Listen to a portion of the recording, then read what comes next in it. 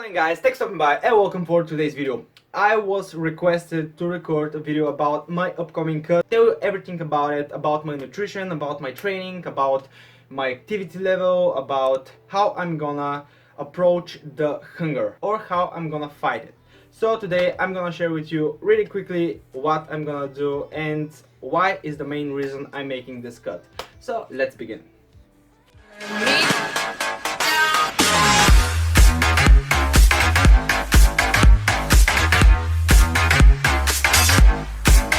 The reason for this cut is that I've been bulking for about 7 or 8 months, probably 8, and I've reached the point where I'm not really happy with what I see fat percentage wise on my body, and I think that my insulin resistance is not where it should be. So I want to reset and have a better starting point for the next time I decide to bulk, which will be probably in about 3 or 4 months. Now for those that are gonna say, hey dude, you're pretty small. Why are you cutting?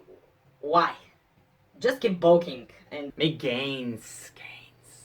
Okay, thank you for the advice, but you know, everybody has their own goals and they can choose for themselves, kind of, you know. We're living in 2019 where everybody can be whatever they want. So this will be a 6-week mini cut followed maybe with 1 week of peak week, because I talked with the guy that I made a photo shoot last year, and he hyped me, and we're gonna do a new photo shoot and capture this new physique. What's the plan for action? How do I approach every cut, and what can you take from my approach and implement in yours?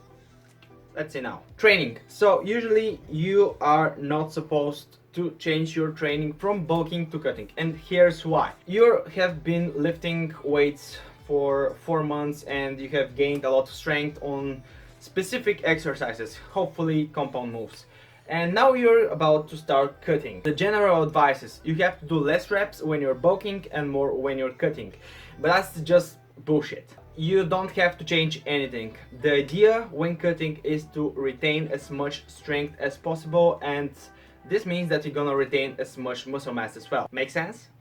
It does. But for me, it's a different story. So I've been bulking for 8 months and I have not changed my split. I've been doing push-pull, legs, rest, upper, lower, rest, which is fine. I loved it, I liked it.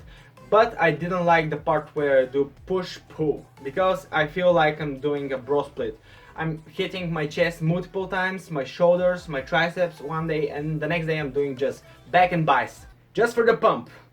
I love the pump, but I don't like the split. So what I did is I changed it, and from now on I'm gonna be doing upper lower rest, upper lower full body rest. The full body will be focused on the weak points I have and just add a bit more volume to them, like for example my arms. So that's about the training and about the setup. The goal when you're setting up a new training split and exercises, choose the ones you enjoy. Don't do something that people told you, oh, this is the best exercise for this. Okay, but if you hate, for example, deadlifts, that doesn't mean that you have to do deadlifts 100% to achieve this physique you want or to develop this body part you want. There's so many more exercises that are proven to be even better. So just choose the exercises you want to, and that will bring you to the gym with excitement and you enjoy the overall experience. And about the volume, I'm gonna stay on the compound moves between 20 to 23 sets, and on the smaller muscle groups maybe between 14 to 18. If I recover well, I may add some reps or sets. If I don't recover well, I'm gonna remove some sets from some exercises, but this will follow up a bit later. Now about the nutrition, probably the part which most are interested in. Guys, I have a question before we start everything. Imagine you have been bulking on 3,500 calories and you've been basically maintaining weight over the last 2-3 weeks, and now the time comes, you want to cut. What do you think? I have to find my maintenance calories and from there to cut a few more calories, right? No. You know your maintenance calories. You've been on 3,500 calories and you have not gained any weight for the last 3 weeks. So this is your maintenance calories. From there you should lower your calories. And that's what I'm doing. I've been bulking on 4,500 calories on training days and 3,100 on rest days. So what I do, I just lowered my training day to 3,900 and my rest days to 2,900. So this is just enough calorie deficit, about 3,500 calorie deficit. This equals 500 grams per week fat loss or weight loss. It may be a bit drastic drop for me. Usually I will do a smaller calorie deficit, but I decided I'm gonna do a bigger one because this is a mini cut. I want things to be snapping, and probably I'm not gonna drop my calories for longer that way. That's all fine for me. And I'm gonna be doing intermittent fasting, and I'm gonna do carb cycling. Why I'm doing this? Because I want more food when I'm training. And why I do intermittent fasting? Because I want to eat bigger meals. And usually what I do is 2 small protein meals and 1 high carb meal after the workout to replenish those glycogen storages. I'm not gonna change my food sources, I'm just gonna lower the amounts. Make sense? It makes sense. Carbs I'm gonna keep as high as possible. My fat intake will be to the minimum 50 to 55 grams. And protein, I'm gonna do high protein as usual. There's a few reasons. It keeps me full for longer, it tastes amazing, and the thermic effect of food, which basically means I'm gonna be burning more calories without even thinking about it. Because of the thermic effect of food, 25 to 30% of your calorie intake from those protein foods will be burned just for digestion, which is a win-win. Bigger calorie deficit. It's not necessary to do carb cycling, it's not gonna burn more fat or more weight for that matter, and it's not gonna retain more muscle mass. Especially if you're doing fasting, you know, it's better to have at least 3 protein meals during the day. So that's what I'm doing. I'm not gonna go crazy if I eat earlier or too late or something like that. It doesn't matter, guys. That's just a calorie deficit. It's just a way to eat more food at once. My goal is to not drop below 3,100, 3,200 calories average per day. And I know I can do that because for the last 2 years I cut at those calories and I managed to go below 10%. My activity will stay the same as usual. As you might know, I'm doing 20,000 steps per day, and this way I can enjoy more food and create a bigger calorie deficit without dropping my calories crazy low. That's why I'm cutting on this high calories, guys. And this is something I preach and hope people really start moving more. Just do 10, 13,000 steps and trust me, you're gonna see the difference in the calorie intake, in the way you feel, and having more food after a workout or just for the whole day. It's a mental health. And the last thing is how to control our hunger. There's a few ways to do that.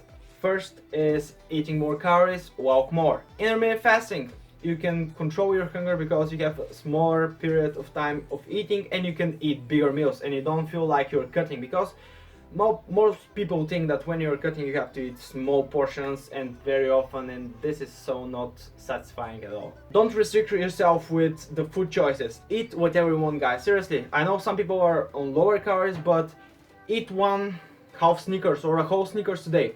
Today's no Snickers, but then have another Snickers. You want cereal? Have cereal. Have cereal every day if you want to. It doesn't really matter, guys. Sugar is not your enemy. Fat is not your enemy. Eat high protein. I already told you why. Eat high fiber. Keeps you satiated, keeps you full for longer, and you're not gonna feel the hunger. Eat watery vegetables like leaves and like any other animal or vegan would, but you will add some other stuff to it, you know, meat, the good stuff, eggs. Eat watery vegetables like cucumber, tomatoes, lettuce, peppers, zucchini, all kinds of this stuff, guys. Eat high volume. Try my recipes, try my protein jello, my marshmallow cake, which is a bit more tricky and some people hate on me because they can't really pull it off, and it's not my fault you're not Gordon Ramsay and I'm closer to him, for example.